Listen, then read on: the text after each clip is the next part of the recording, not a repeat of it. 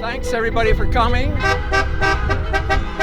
I just wanted to say that we're going to be celebrating Honk 2020 for the first time, and we're going to show our enthusiasm for Richmond frontline workers and also raise some money for a very good cause in the Richmond Food Bank.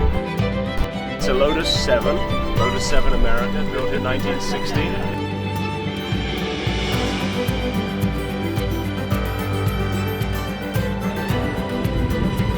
I'm used to having this time of year being at the Old British Field Meet in Vancouver with 500 classic cars. We haven't been able to do that this year, so this is a nice way of wetting our toes once more and getting together with proper social distancing, but at least getting us happy again to be around our cars.